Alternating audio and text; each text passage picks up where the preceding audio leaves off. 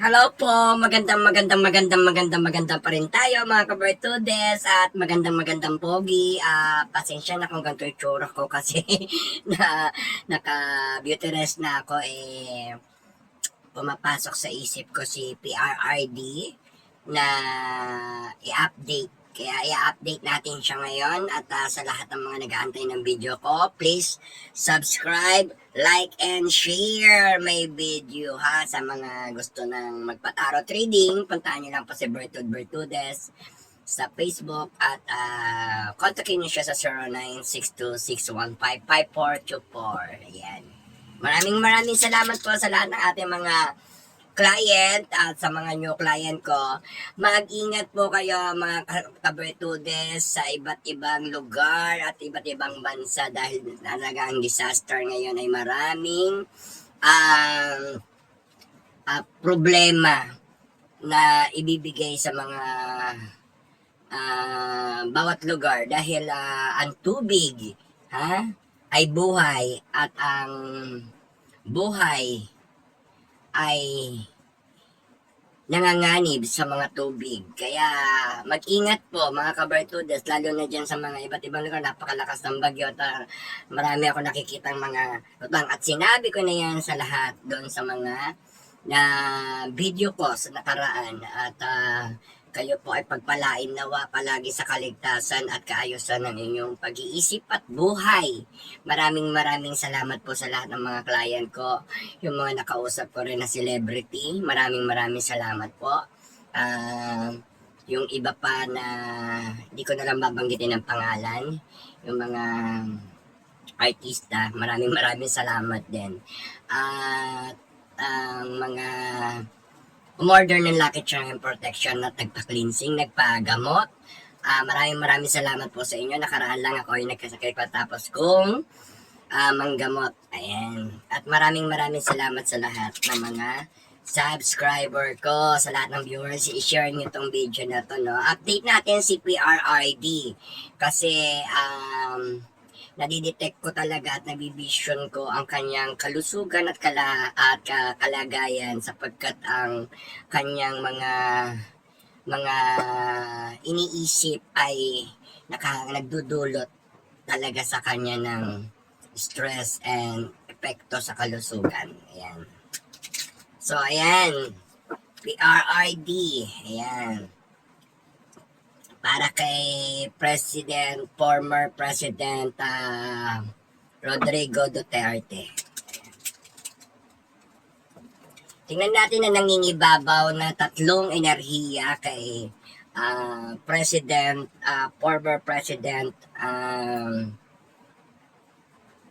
Duterte.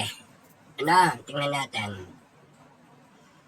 Yan, shout out po sa lahat ng mga nagpapa-shout out. Ang dami nyo, iba't ibang bansa, halos lahat ng ibang bansa, nagpapa-shout out at ang mga nababasa ko sa comment section. Maraming salamat po sa inyong lahat. Tingnan yung beauty ko. Para akong hindi na ako naiyak kasi natural lang ako, no? Hindi ako maarting tao, simple lang. Pero, rock. Ayan. Tingnan natin. Former President Roa Duterte.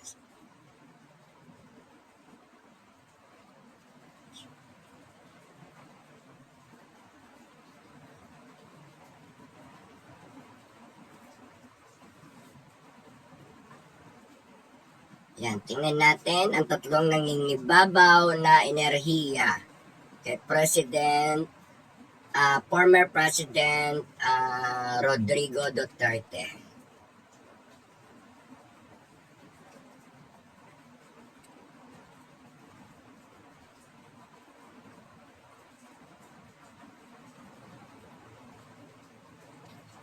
Ayan, ang kalagayan ni President Rodrigo Duterte ay maaring hindi talaga maganda at meron siyang sakit na nararamdaman at emergency na kailangan talagang Ayan, tingnan nyo, nananakit na yung katawan niya at super negative ang nakita natin. Dulot at epekto ng gaya ng sinabi ko na marami siyang inisip niya ang mga mamayang Pilipino, ang bansang Pilipinas ay lahat ng pinaghirapan niya at magagandang plano niya ay mababaliwala o nababaliwala. No? At nagto-throwback sa kanya yung mga ginawa niyang magagandang plano na hindi ngayon na itutuloy o nagagawa at iniisip niya ang mga pinaghirapan niya. Ayan, yung mga build niya, yung mga pinagawa niya, yung mga nagawa niya sa kasalukuyang siya ay nakaupo, no? Siya po ay nahihirapan na masakit na rin yung kaniyang ganito parte ng katawan sa likod. Yan. Kaya panalangin natin ang kanyang kalusugan at ang kalagayan niya, no? Dahil hindi natin alam, kaya sabi ko nga agapan, pauwiin na bago pa mahuli ang lahat, no? At nawa makaligtas si PRRD sa kanyang kalagayan at mabigyan pa siya ng mahabang buhay at matulungan niya pa yung sarili niya. Dahil lahat ng mga sign pwedeng magkatotoo na. No? Then I saw the sign. Alright? So, next card is nahihirapan ang kanyang anak at na si BP Sara. Iniisip din niya ang kalagayan ni BP Sara at ang mga anak niyang Duterte na inaatake sa mga sitwasyon ng administrasyon ngayon. At number of 2, kaluhod, medyo mahirap man. Nahirapan na rin si BP Sara sa lahat ng hinaharap niya ngayon. Hindi niya lang pinapakita sa atin, at hindi lang pinapakita sa mga Pilipino, sapagkat si strong ang nagbibigay ng lakas at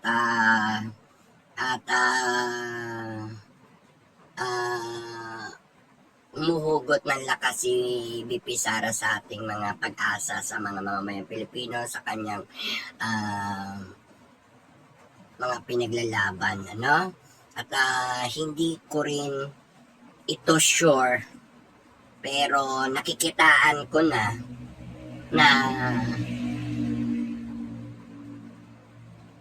unexpected nagkaroon tungkol sa pwesto ni BP Sara, issue tungkol sa pwesto ni BP Sara at positive negative, dahil yung negative pwedeng magkaroon si BP Sara ng pangyayari na piliting mawala sa pwesto kasi 50-50 nga, or makakaupo na si BP Sara kasi sobrang dami na pera magkakaroon ng bless of Jesus kay BP Sara na maaaring magustuhan na ng mga taong bayan at pagpalain ng tadhana at ng Panginoong Diyos na siya ay maupo na sa pagiging presidente. As of now, gaya na nga ng sinabi ko, kaya ako lagi sinasabi sa inyo, dapat ang problema kasi kapag na malaki na o hindi na kaya, kailangan ng compress ng lakas at kapangyarihan at katatagan at magiting na laban. At sinasabi rin dito kasi na kung kayang solusyonan ni BP Sara o pigilan o solusyonan ang mga problema ng 3 years, bakit pa aantayin maging 6 years? Yan. Kaya 50-50 na ang pwesto ni BP Sara. Either pagiging BP or either na for president. Ayan. Ayan. Si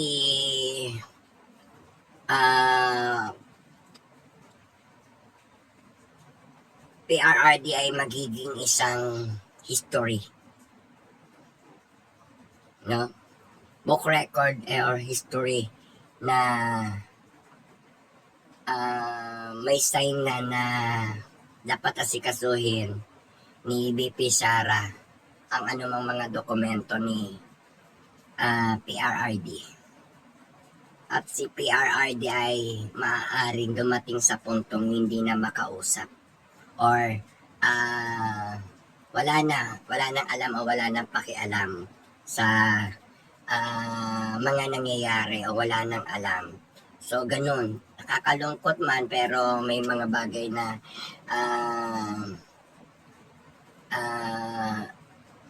kondisyones at which si PRRD na bago siya mawala, naway gusto niyang makita na nakaupo na si BP Sara sa pagiging president. Lumalaban pa rin siya at patuloy niya pinapanalangin dahil ang anak niyang babae ay may hirapan na rin siyang kausapin or maupo na rin dapat sa pwesto. Ayan. So, tingnan natin ang 7 card.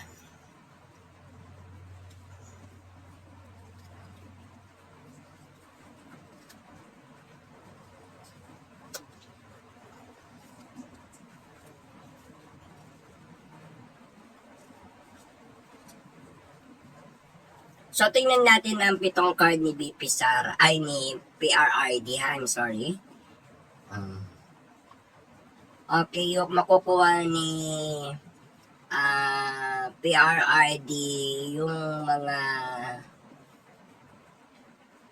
o malulutas din niya yung mga ibang pagsubok at makakabawi din siya sa kanyang mga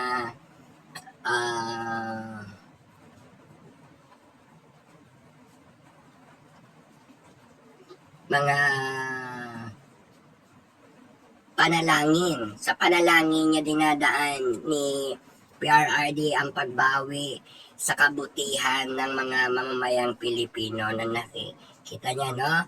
At siya ay maaaring mabunutan na rin ng tinik na si PRRD. At maaari siya ay nawa mangyari dapat ma-approve at makalaya siya ng kahit sandaling panahon or matuluyan ng kalayaan niya.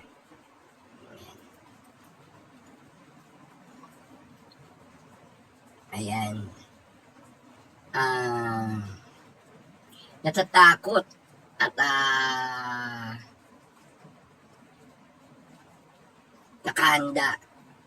Marami si PRRD na iniisip at yun, nagkakaroon ng komplikasyon. Siya ay napapagod, sumasakit na rin yung kanyang mga ulo sa kakaisip, kaya maaaring maapektuhan talaga yung kanyang super lonely dahil wala siyang magawa, ngunit kailangan niya magtiis.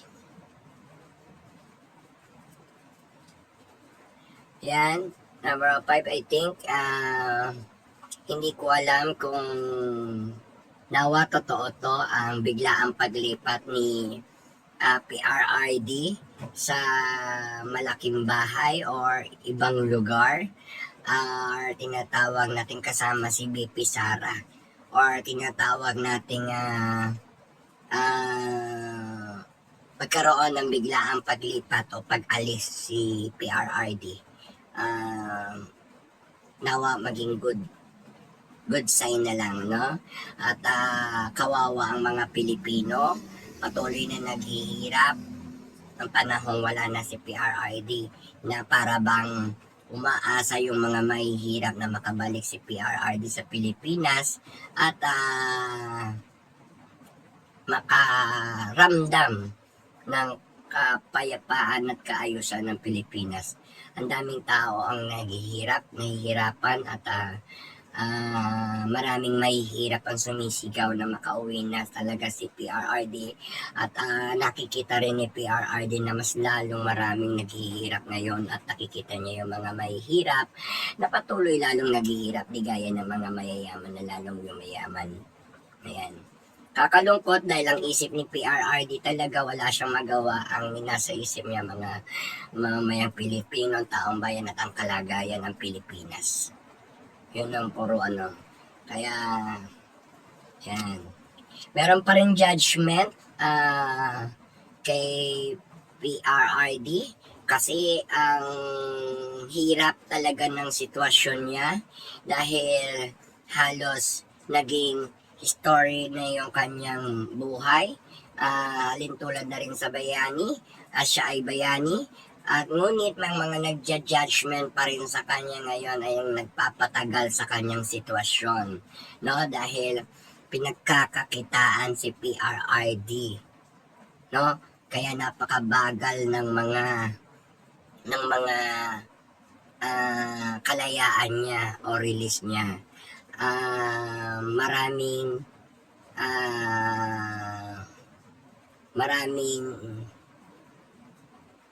Maraming tao ang or basta maraming yung kalagayan ni PRRD ngayon at saka yung hindi pagkapatagal sa kanya kaya pinatatagal siya at marami ring na plano na mas gusto pa tumagal until to die doon sa ICC ay pinagkakakitaan siya.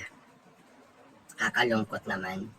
Kasi pinagkakakitaan talaga si PRRD ng mga gustong kumita sa kanya.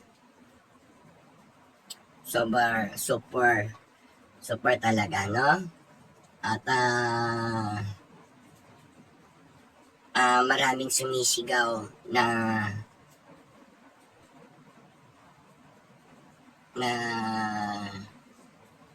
mga tao o Pilipino pa rin hanggang ngayon kay PRRD na makabalik siya. At marami pa rin mga nagja-judge at umaasa na makakabalik si PRRD. Ayan. Baka magkaroon na ng final result ang judgment. Ayan. Ayan yung good or bad. Kasi sinasabi na baka dito sinasabi na may magpapakita na ng result o declaration ang judgment. Alright? Ayan.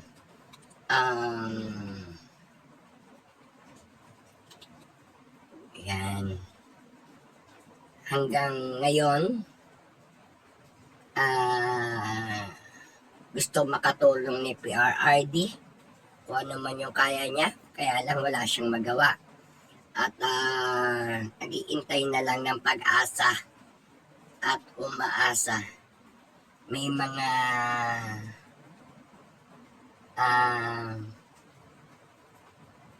powerful at idea siyang naiisip. Hanggang sa huli, lalaban siya sa mga diskarte niya or tinatawag natin na ipapakita yung tapang, karunungan, hindi lang kaalaman. Ayan. At may mga gustong tumulong kay PRRD at saka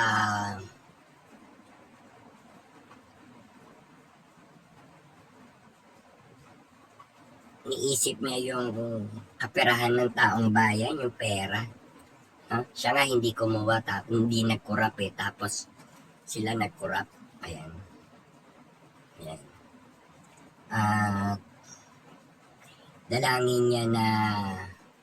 Dinadalangin niya na wag maghirap ang mga Pilipino. Yan, matatapos din ang laban ni PRRD at magkakaroon siya ng pagpapasya kung saan siya uuwi. Or, magkakaroon ng wakas or katapusan yung kanyang laban. Kaya former President PRRD laban pa po. Until makauwi ka. Nawa ang katapusan ng laban mo ay meron ka pang long life or energy para ikaw ay makauwi, no? Ikaw ay magpapasya at si PRRD ay matatapos ang laban or tawag doon,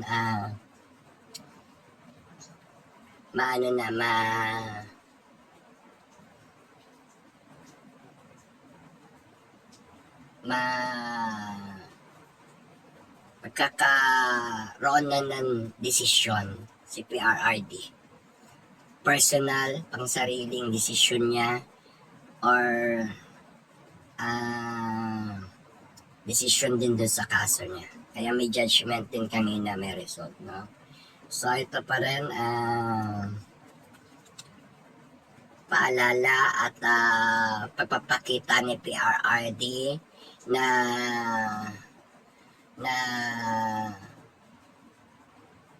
bantayan daw ng mga mamamayang Pilipino at ng mga may kakayahan ang sa gobyerno na ingatan at bantayan ang kayamanan ng Pilipinas at ang kaban ng bayan. Ayan po.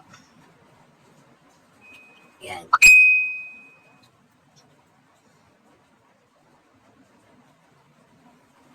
So, ayan, tingnan din naman natin yung question. May tumatawag na. Ay, may nag-chat.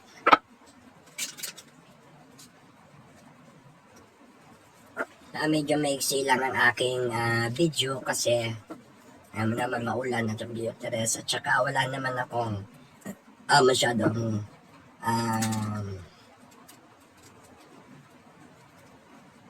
masabi o mabision pa kay PRRD dahil nasabi ko na sa mga nakaraang tarot card reading.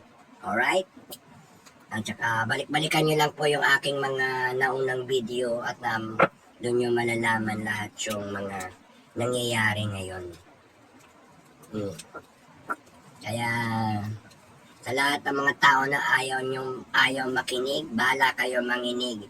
Yung mga anti-Duterte, kayo yung mas mauuna siguro ang makaranas ng problema sa bansang Pilipinas at saka maapektuhan ng mga ganyang sistema. Tapos sasabihin nyo ang sisi palagi kay Duterte kahit ang inyong admin naman ang may kasalanan, no? Kaya kailangan pa ba kayong matauhan bago kayo maniwala na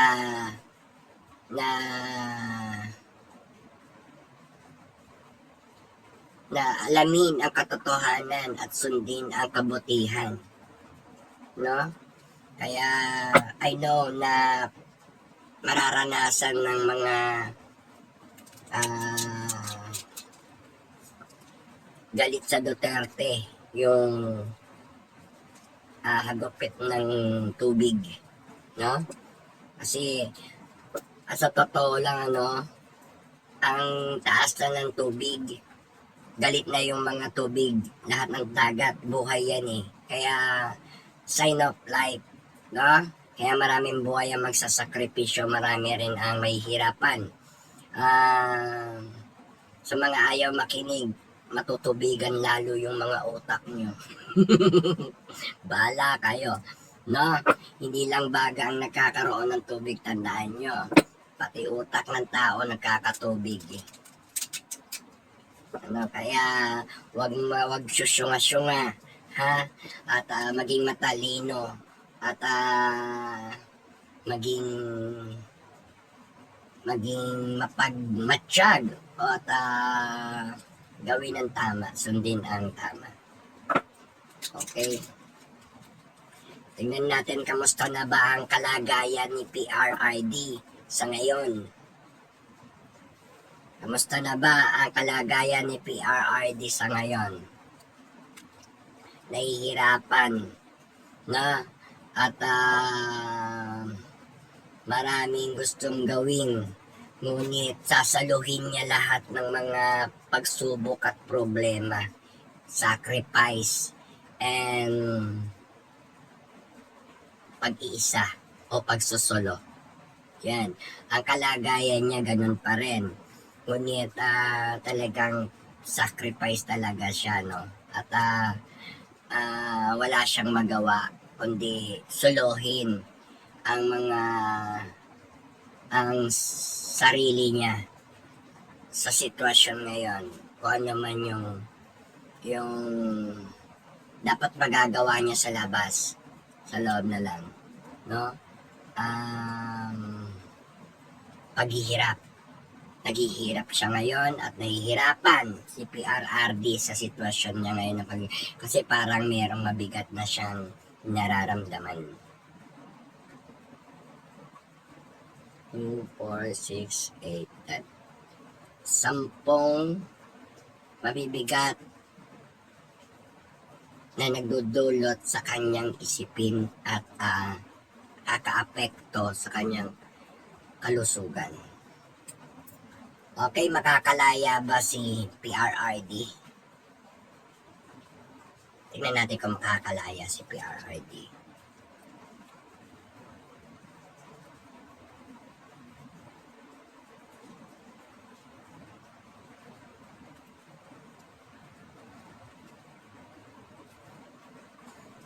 Hihirapan makalaya si PRRD ng tuluyan kasi hawak siya ng demonyo o ng devil, no? Kontrolado pa rin siya at makapangyarihang demonyo ang kumokontrol kay PRRD o sa sitwasyon ni PRRD, kaya hindi siya makakalaya agad kasi nakakadena pa siya, no? Yung mag-asawang kontrolado ng demonyo ang naglalaro pa rin sa kanyang mga nagpapatakbo ng kanyang wheel of fortune ng kapalaran ni PRRD, no? Demonyo pa rin at mag-asawa, sugo ng demonyo yung mag-asawang nagpapaano pa rin ng sitwasyon ni PRRD. So tinatanong natin kung makakalaya ba siya kapag natalo tong demonyo na to at tong mag-asawang sugo ng demonyo. Kapag natalo yan, makakalaya talaga si PRRD. Yun ang ibig sabihin, may mission. Parang ano yan yung kalabanin yung demonyo para tuluyan makita yung password or the key, no? Katakot to. Makalaya at hindi si PRRD, kakatakot.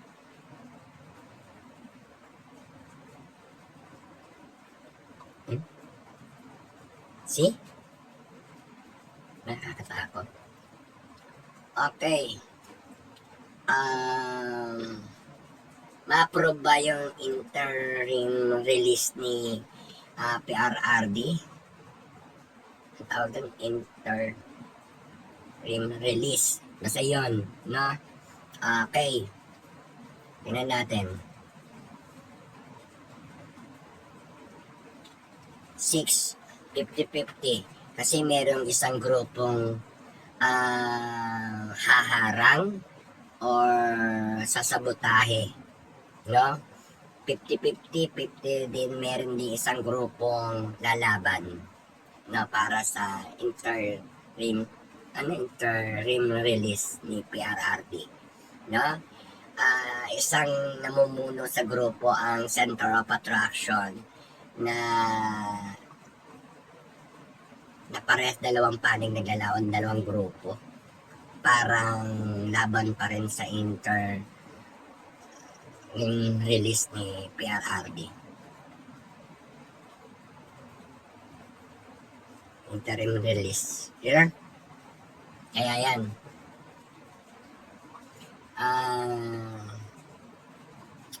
May humaharang pa. Kaya 50-50. Pero may chance naman na umokay.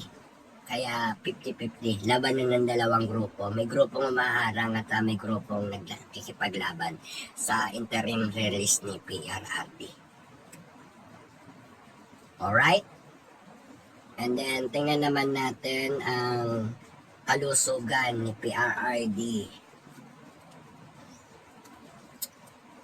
Nakalungkot. Kinikilabutan ako, mga kabertudes. Kasi number of 3 pa bago-bago yung kanyang kalusugan at nasa di maganda. Kaya baka hindi na tayo pagbigyan pa. May lumabas na alert doon sa PBOK cellphone natin, di ba may tumutunog, no? Baka kakalungkot to kasi tinatanong natin kung kamusta yung kalusugan ni PRRD. Baka magkatotoo na yung usap-usapan na compress o reunion, no? Pwedeng positive, pwedeng negative, no? Kasi pwedeng bad reunion at saka good compress reunion, no? Kaya nakakalungkot kung bibigay agad si PRRD kasi baka magkatotoo yung mga usap-usapan, no? At yung mga nakita natin sa tarot card, yung mga tarot card reading ko. Kaya sabi ko nga agapan, no? Huwag naman dapat pa to at pagkalooban pa ang ating kahilingan na humaba ang buhay ni PRRD. Ayan, medyo naputol kasi may tumawag na magsisend daw siya para mabasahan ko na ngayon. Sabi ko nag-video call pa. Ay, naggawa pa ako ng video. So, ayan. Sinabi ko naman sa inyo na merong tayong butihing panalangin kay PRRD na nawa magpahaba pa ang kanyang buhay at kalakasan, kalusugan, maging maganda. Dahil meron talagang sign na mga usap-usapin na maaaring magkatotoo. Ayan, okay, tingnan natin ang last card. Makakauwi pa ba ng buhay si PRRD? Yan.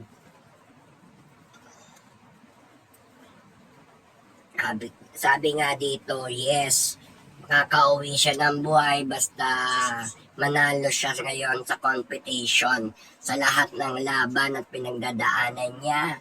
At kung maaagapang maipanalo ang kanyang kaso at saka yung mga desisyon na makakauwi siya ng buhay. No?